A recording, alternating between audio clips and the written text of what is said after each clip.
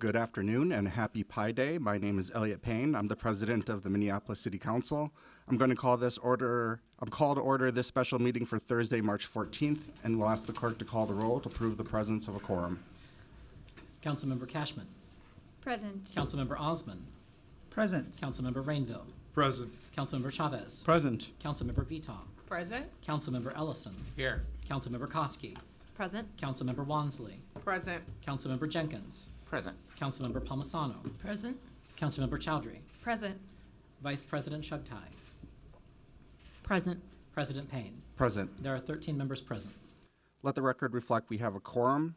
There's one item before us today, as reflected in the mayoral call for this special meeting, to consider the mayor's veto of Ordinance 2024-009 from the March 7th council meeting that amended provisions relating to transportation network companies establishing minimum driver compensation. I'll ask the clerk to advise us of our procedures on that veto. Mr. President, thank you. As you noted, ordinance number 2024-9 amends the city's Licenses and Business Regulations Code in Title 13 to establish minimum compensation for transportation rideshare workers, all contained in LIMS file number 2024-146. It was returned with the mayor's veto together with his objections in writing to that act. Pursuant to City Charter Section 4.4C3 and under Council Rule 7.8, an act vetoed by the mayor is returned for automatic reconsideration by the council to determine if the council will override the mayor's veto and pass its original act, notwithstanding the mayor's objections. Under that rule, the reconsidered action is placed before the body in the same form. That means with no debate, no further amendment. And the immediate pending question to be decided is as follows. Shall the decision of the city council stand, notwithstanding the veto of the mayor?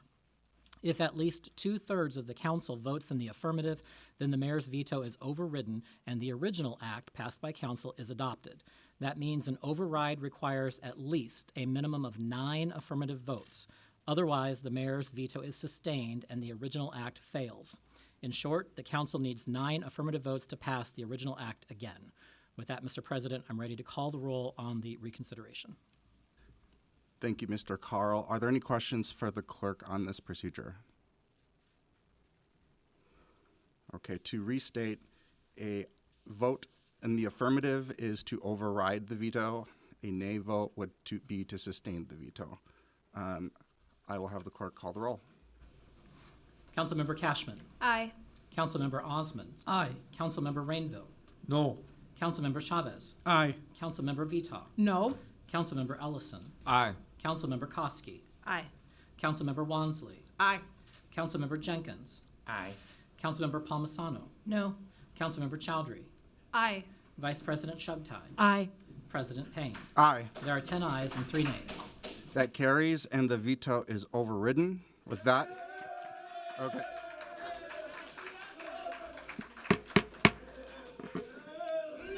Please. With that, we've completed our business to come before the council, and without objection, this meeting is adjourned. Thank you, everyone.